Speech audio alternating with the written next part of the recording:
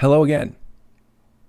It's Mr. Jones coming out with another video. This time I'm going to be delivering you a topic. I'm going to be serving you a topic of philosophy, which you can see has been my main theme lately, on something called moral luck. Now, before I go into moral luck, the first thing I want to do is just say thank you to my sponsors. I'm just kidding. I don't have any sponsors. Actually, you know what? Let me just say thank you to the real OG sponsor for everybody, and that's the environment. I mean, come on. Am I right? I mean, this microphone is made of materials. We got some various metals that would have been mined from different places on the earth. My camera has minerals in it and plastics and materials gathered from the earth. The electricity that's powering us, everything is coming from a variety of sources, all of which actually sponsor me because I don't pay for it all, really. I mean, think about the amount I paid for something like this microphone. Didn't nearly cover the cost of what it actually would really require because, we have externalities. The environment is, damaged and things like that. So I'm going to give a big shout out to my boy, the environment, my girl, okay, Mother Nature, that shout out there. So appreciate her and all she does for me and everybody. And I'm actually not being sarcastic here. So before I dive into the meat of this topic, I'm going to give you a scenario and I want you to just go with an emotional intuition on the scenario and see what you feel. There's a person that's a truck driver. Part of their job is they're supposed to check their brakes to make sure they're functioning correctly as part of the maintenance for the vehicle. They fail to check their brakes. They go out on their route. A pedestrian crosses their path. They can't stop in time. They strike the pedestrian. The pedestrian dies. You, like me, probably would immediately just emotionally, intuitively go, that person is to blame for that. They had a failure and it led to this death of this person. They should be punished for this. They should go to jail. They would be charged with manslaughter according to our legal system. Now, again, legality and morality are not the same. Don't ever try and confuse things that are laws and legal with things that are moral because it's a recipe for disaster. So we can talk about those two things separately, but that's beside the point. Okay, I'm with you. So now let's reimagine the scenario. Same thing. They don't check the brakes. They get in their truck. They drive their route. This time, hey, there's no pedestrian that crosses the road. They finish their route. They go home. And instead of sleeping in a jail cell that night, they are sleeping in their own bed without a care in the world. What do we think about that? Now, I'm assuming that you, like me, would have a slightly different reaction to that. It's more of an shame on that person for not being, really responsible. But hey, nothing bad happened, so all's well that ends well, I guess. Right. So we just want to notice that those two scenarios, and the reason I'm picking those is to highlight obviously an important thing, which we're going to talk about, which is this idea of moral luck. Let me backtrack now, just for a second. I want to introduce you to a philosopher named Thomas Nagel. And Thomas Nagel was a philosopher, an American philosopher, who wrote a 10-page essay in 1979 called Moral Luck. And in this essay, what Nagel does is he basically outlines his theory of moral luck. And it relates to this story, which we'll get back to in a second, or these two scenarios, rather, which we'll come back to. But I just want to sort of give you a little bit of background on this. So Nagel is expanding on something that has existed in philosophy for a long time. And it's this idea of how do we blame or praise people, right? Is it the result of the action, or is it the action in of itself? Is it the intention, or the cause, right? The thing that actually comes from the intention. This has been all the way back to Plato, and this is like a long-standing sort of idea in philosophy. And Nagel is trying to expand on this a little bit, and he's expanding on something that another philosopher named Emmanuel Kant talks about. If you don't know who Kant is a German philosopher who was around in the 1700s. Very, very famous, probably one of the most famous philosophers ever, right? There's a few famous ones, but he's up there. And so Nagel is expanding on something that Kant was talking about when Kant said this. So Kant wrote something like this. He's talking about goodwill, like the kind of the intention, like good intentions, so to speak. He says of goodwill, he says, the will to do good is in and of itself good. He says, if even, and I'm quoting here, if even the greatest effort should not avail it, meaning the goodwill, the good intentions, to achieve anything of its end, right? And if there remained only the goodwill, it will sparkle like a jewel in its own right, as something that had its full worth in itself. The usefulness or fruitlessness can neither diminish nor augment this worth. Okay, so he's saying, doesn't matter what comes from the goodwill, it is the goodwill in and of itself that's the thing to be cherished, right? That's the sparkling jewel, right? And so what Nagel's doing is he's saying, okay, let's take this idea and let's apply it to bad will as well.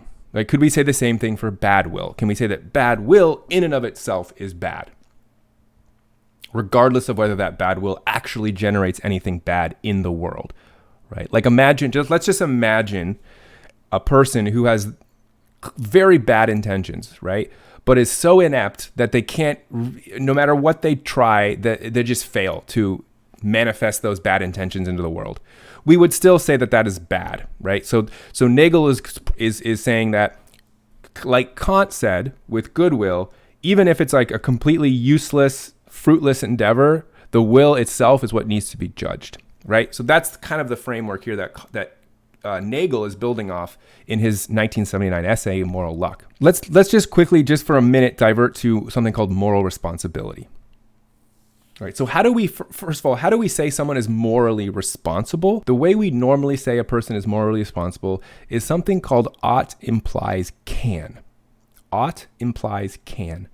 What do we mean by that? If they ought to have done something or ought to do something, we can only say they ought to do it if they can actually do it. Like, we would never say, like, a person in a wheelchair ought to save someone from a burning building, because they can't. So we would never hold them morally responsible for a failure to do that, because if we said they ought to have done that, we're implying that they could actually have done that, but in fact they couldn't, right? So that is sort of pretty much universally agreed upon. I don't think anyone disagrees with that idea.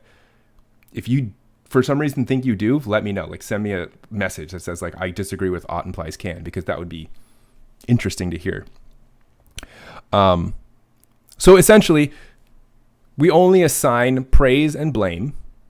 We hold people morally responsible if they can actually do something, if they have control over it. Now, Nagel extends this a little bit further. And now this is where we're going to start to dive into something that I've already kind of touched on a little bit in a previous video called free will.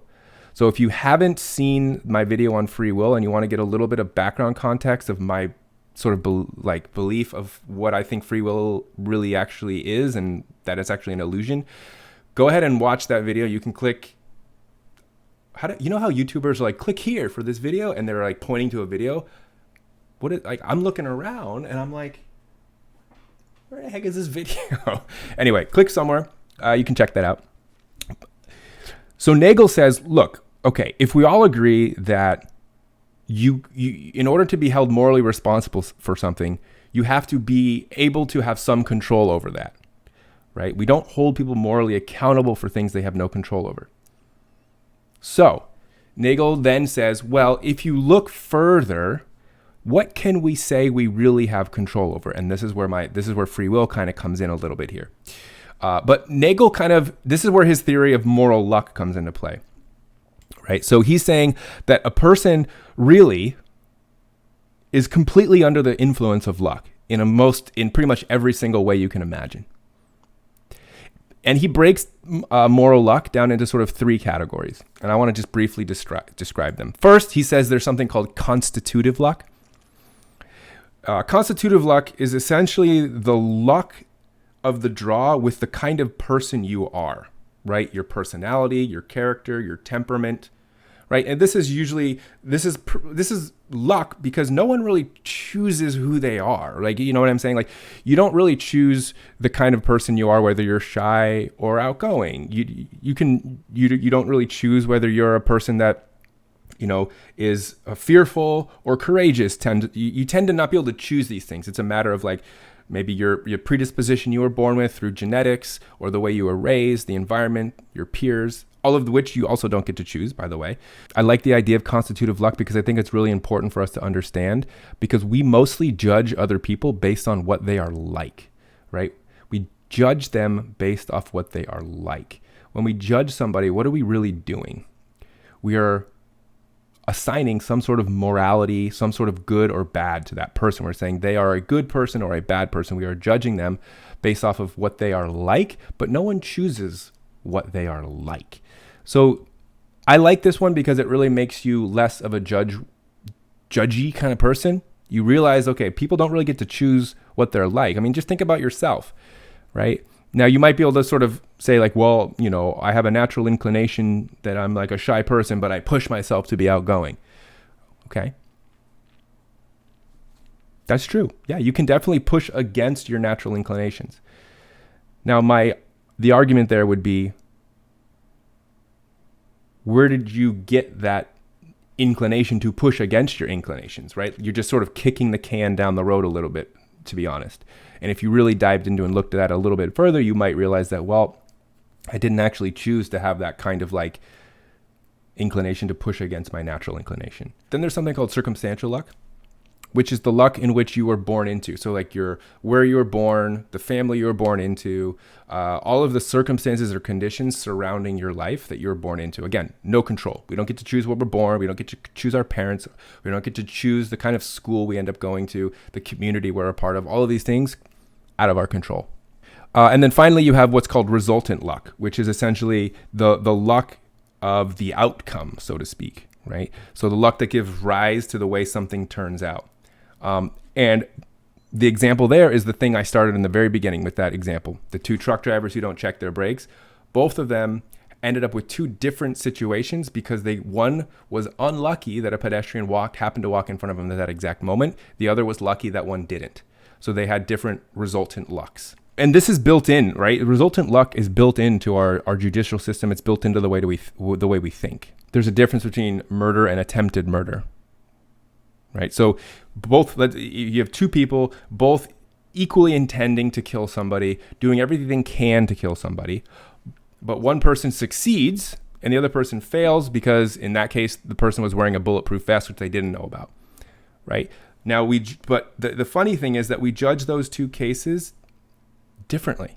One person goes to jail for the rest of their life for murder. The other person goes to jail for a while for attempted murder. But the only difference was a matter of luck. One person happened to have a bulletproof vest on, the other person didn't. So now you can probably see where Thomas Nagel, was going with this idea of moral luck.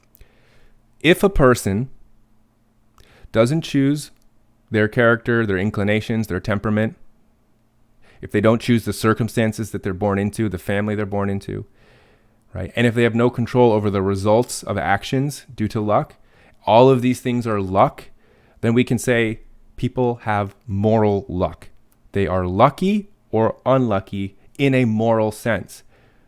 So if that's the case, that leaves us with a really tough question. Are moral judgments even possible? Now, this is a little bit of a taboo topic because people don't like to get into this. It's very uncomfortable to start to think about whether or not we can really assign blame and praise if everything is a result of moral luck. How is blame and praise even possible? Like, does it even make sense? So what do we do? What do we do now? And unfortunately, this is the little bit of the unsatisfying part. So at the end of Thomas Nagel's 10-page essay, he leaves us in a potentially unsatisfying place. What Nagel basically says is that when we start to see people, right, as sort of simply products of different kinds of uncontrolled external factors, we begin to lose what it even means to be ourselves or to be a person. In essence, we when we go down this road, we kind of argue ourselves out of existence and we just become another thing, an object in the world that has external forces act on it, and it ends up in places that it ends up in, and there is really no agency, which is a term that I haven't really used before, but the idea of when you call someone an agent or a moral agent, it means they have some sort of control over their actions and things like that. So when we go down this road of moral luck, and also with the idea of free will, we kind of argue ourselves out of a place of agency and into a place of becoming just an object in the world. And that is a very deeply not just unsatisfying at best, but like depressing, nihilistic, fatalistic place to be. And people don't like to go there. And so most of the time people will sort of use just an emotional reaction to this to sort of disqualify it and say, oh, that's not the way it is, right? I really feel like I have free will. I really feel like I'm a moral agent. I'm morally responsible. And so Nagel kind of gets to the end and he's like, well, it's kind of a paradox because we don't want to lose this idea of moral responsibility, but from a logical point of view, it's very hard to argue in its favor. And that puts us in a pickle, let's just say, in a real pickle. So in the end, one of the ways that you might be able to sort of frame this kind of idea is that, sure, in an objective bird's eye view, if you zoomed out and looked at the human species as a completely remote, distant observer, you could say, yeah, those are just a bunch of objects in the world that are not controlling what's happening. There's no moral judgment that we can place blame or praise on them, right? But ultimately, we are not outside of ourselves. We are in ourselves. We are the objects, so to speak, and we have to function in society. And so it just so happens to be that in our society, the use of blame and praise still serves a function and a use, even if it's not objectively true, right? So it's kind of like you reveal what's behind the curtain, but at the same time you say, well, what can we really do about that? And ultimately, like, is it even useful to try and bring that in, or is it just good to know? These are all questions that I don't know the answers to. But ultimately what we can say is, okay, that's behind the curtain. All right, let's close the curtain again. And we live in a society and we can use blame and praise in a useful way, right? Even if it's not objectively true.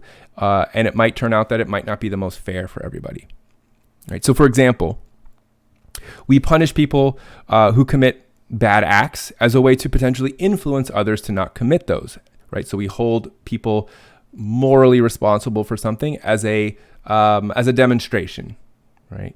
As an example to say, hey, don't do this, which acts as an external factor on a person. So it's a sort of paradoxical in a weird way.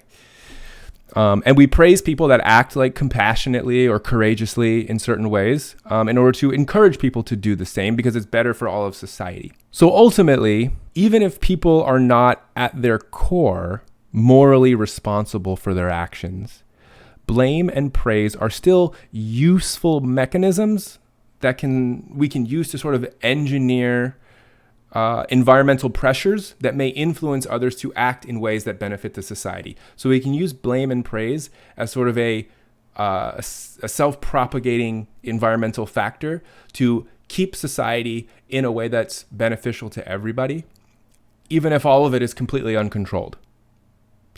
That might not be satisfying to you. That might seem, like we're all just living a lie, like it's a Matrix-like lie.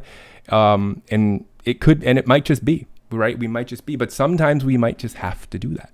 So I know that this video is going to be a little bit controversial, potentially, for you. It might make you feel a little uncomfortable. It might push you, and that's okay. Just know that that's not my sole intention of this video, right? It's not even an intention at all, really. My intention is to get you thinking more and thinking deeply about some of these kind of things that you might have taken for granted your whole life and never even considered. And I think it's really important to think about the beliefs you hold and about your attitudes in life, because it's the way we grow, right, as individuals. With something like moral luck, I find it that sometimes when people hear about things like this, like moral luck, or even things like free will, it immediately generates an emotional response in them of potentially even denial, of defensiveness, of sadness. It can even lead to things like nihilism, right? Or fatalism if people start to accept these ideas. And I just want to say that partly that's a natural sort of feeling, right? And usually that feeling arises when we lose something, when something that we had just sort of taken for granted, right? Some sort of notion that we held that we never even challenged suddenly is challenged, and we start to have second thoughts about why we believe something. I think those moments really are the part of life that are the hardest. And I know that, these change takes a long time, but I think it's important to sort of recognize that. And I think with something like moral luck, I like this idea of moral luck because I look at it as a way for me to have a more clear understanding of the world, right? A more honest understanding of other people, of myself, right? When I think about this idea of moral luck, I don't go immediately to like, oh, now I can't take credit for anything, and should we just let all murderers go and forgive everyone that does terrible things? And the answer is no. You don't. That is not the next step in this pathway. That is not a required next step, right? That's a pessimistic next step. Instead, I look at it more as like, okay, now I kind of understand better that people don't really choose anything about what happens to them. And that doesn't mean we can't treat people like we've been treating them, but it gives you a better view to think maybe a little more kindly about yourself and about others. Maybe don't blame yourself so hard. Don't beat yourself up for something you didn't really control. And then on the flip side, don't get so cocky and arrogant about something that you think you should be praised for, because again, you might not have any say in that. And then when you're looking outwards at somebody else, I think this idea of moral luck helps me see other people and not judge them so much, right? I don't want to like say, oh, that person's bad or that person's good, because I know that no one ultimately really has that much control, if any, over who they are and the things that they do, right? And so it helps me kind of temper my judgment and be more kind and more understanding when I think about things that way. So that's the way I look at it from an optimistic lens. And so I see somebody, and when I see someone that I think I might have an immediate emotional sort of movement to judge them based off who they are, what they believe, the things that they've done, understanding moral luck now gives me there's a pause. But wait, right? That doesn't mean I can't condemn an action or a thing that has happened, or that the way a person is, but there's a lack of judgment, of moral judgment now. It's like, okay, this person did something that's bad and harmed other people. We should put them in jail. We should get them away from people. We should try to help them. It's not a complete like validation of everything and just said, well, they are just the way they are. Absolutely not. But it's a lack of condemnation at a moral level that I think helps us foster some more empathy and more kindness, because we know deep down, if we really understand this idea of moral luck and this idea of like a lack of free will, that if it was me in their position and I had their genetics, I had their upbringing, and everything about their life was my life, I would be the exact same way. I like to think that I wouldn't, that could have been able to do something to change that. But to make that argument, you have to argue for something that exists other than environment and genetics that could somehow make a difference between you and that person. And that is an argument that is very difficult to make and would require you bringing in a lot of things that don't have that strong of evidence for it, that are more emotional or spiritual based, right? So with that being said, I'm going to leave it there. This is already a really long video, but I just wanted to throw that to you. If you have any questions about it, I would love to hear from you. Give me a comment, send me a message, and I'll get back to you. I appreciate it. Stay safe out there, and I will see you when I see you. Peace. Bye, everybody.